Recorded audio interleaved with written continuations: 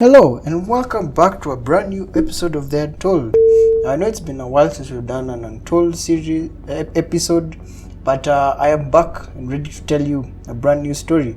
Now this story is there's a surprise element in that 7 kids somehow managed to take over Japanese flight 351 with full grown men and women, and that was a surprising element, and that's what made me shocked. So some of these kids were between 16 and 25 years. I mean, what were you doing when you're 16 years old? Probably not hijacking a plane. So that's the surprising element in this story. And it has a lot of twists and turns, so be prepared for that. I've warned you in advance. So, Tuesday, 31st March 1970, Japanese Airlines Flight 351 in a Boeing 727 took off at exactly 7:33 a.m. and they were traveling from Tokyo and going all the way to Fukuoka in Japan. It was the same country, just from coast to coast. And of course, nobody was really expecting this, It's just a normal routine flight. It was just a casual morning. Nobody was really expecting they'd be part of history, so it was just a standard flight. But all they didn't know that there were around 7 kids who planned this. So this man here, Takamaru Tamiya, was one of the leaders of the Red Army faction, which was a rebellious group in Japan, and they were basically against Japanese imperialism. They were against people who were against communism, that sort of thing. They were against the US, all of that. So they wanted to make a statement, and they wanted to make a statement to the Japanese government. So Takamaru Tamiya stood up and he shouted, "We Ashita no Jo," which just meant we are hijacking the plane in Japanese. So obviously nobody really took him serious. People were very surprised or very shocked, as something like this never really happened. So you can imagine what people were thinking in that scenario. People are very confused. Imagine this is the first hijacking that ever happened in Japan. So you can imagine how people reacted. And of course, people were laughing, others were just not taking him serious, others were just seated there wondering what this guy is saying. Others didn't even understand him because they were foreigners, so you can imagine. So he took out his sword. All of a sudden, people started screaming, wondering what's going on. Others were still laughing because they were like, maybe this is just a prank or something of that sort. But of course, this was not a prank. Now, they had all sorts of weapons, bats, swords, and they were ready to hijack the plane. So they hijacked, and his other mates of course joined him. And now we come down to the meat of the question. You must be wondering, how did they manage to sneak in swords and bats? Remember, this is 1970. They pretty much had no restrictions in terms of airline safety. They even had some homemade guns. So you can imagine, if you can sneak in a homemade gun, a sword in a butt ain't that hard. So that's what they did. Of course, their main plan was to finally get into the cockpit and ensure that they have the whole plane in control, as they only had the passengers in control.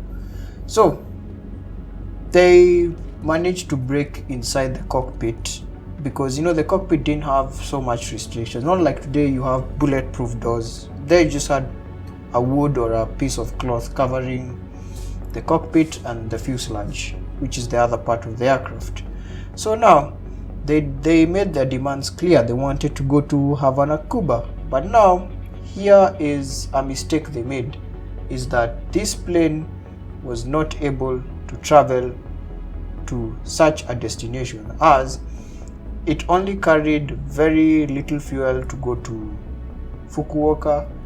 So what they decided and agreed with the pilots is that they will travel to Fukuoka, get fuel, and end up in North Korea, which is also a communist country if you think about it.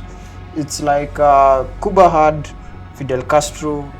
These guys, the North Koreans, had Kim Il-sung, actually. Yeah, Kim Il-sung, who at that time was the supreme leader of North Korea. So they ended up landing, and they managed to negotiate with the negotiators to get more fuel. In exchange, give us a few hostages. Now this was a very good plan, as they had some hostages left as leverage, and they had more fuel to travel to North Korea.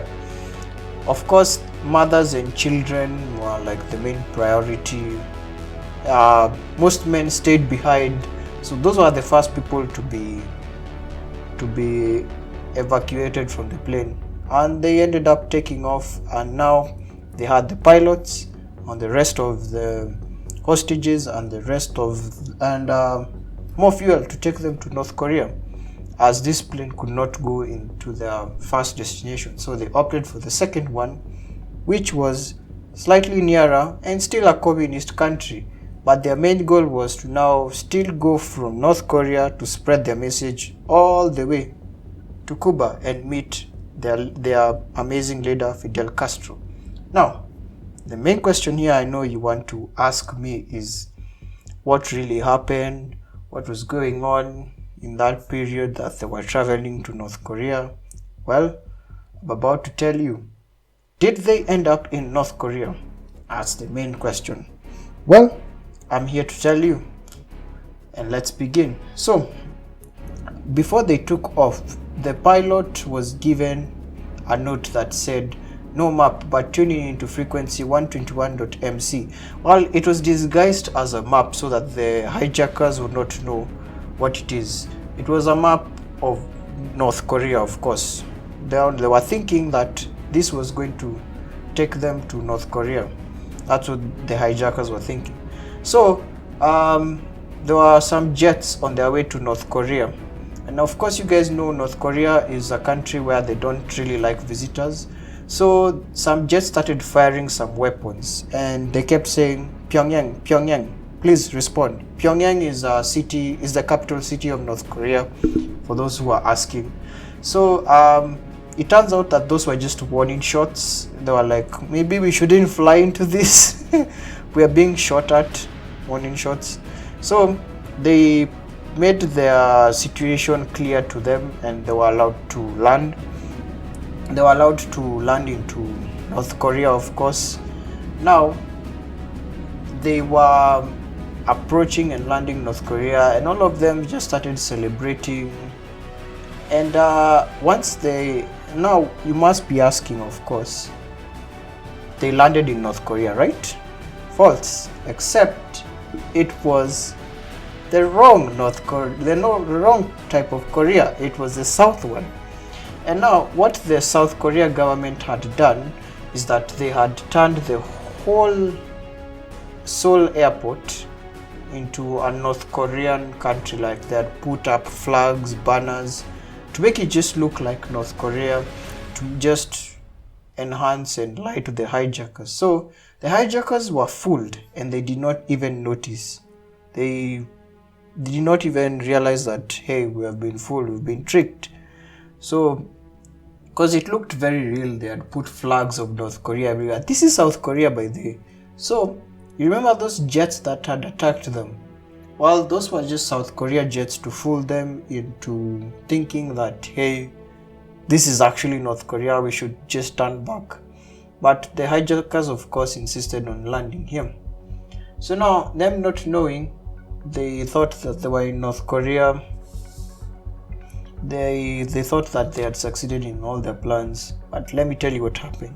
You see, when they turned into frequency 121, you remember that frequency? The ATC was aware of the situation, and instead of leading them into North Korea, they led them into South Korea. That was the whole plan, to fool the hijackers.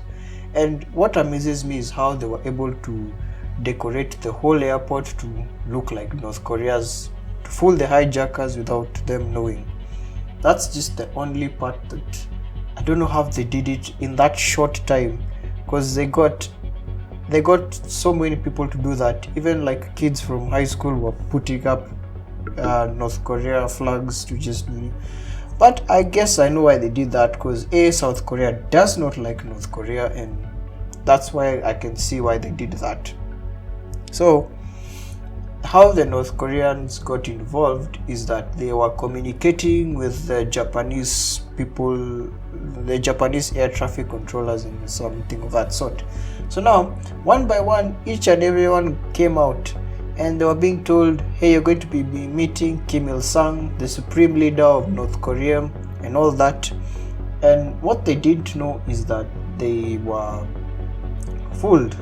Of course, who they met there was a totally different story. Of course, it was not Kim Il-sung. So now, they still don't know that they were fooled. They're still thinking, this must be the gods that are going to be meeting us and taking us to the supreme leader, only to be told that you are not in North Korea, you are in South Korea. You can imagine their shock on their faces that when they realized we've been tricked, and now they have just landed in the land of the intelligence agency in North Korea. Of course, now because there were some US citizens that flight, FBI got involved and all that. So there was a standoff between the hijackers and the FBI agents. Now, the rest of the other part will be covered in part 2. And the reason why I decided to split it into 2 parts is because this story was going to be very long and I need to create suspense, don't I? So, do you want to really know what happened to the hijackers? Tune in for the next episode. This has been Ray Frank, and I'll see you then. Visca!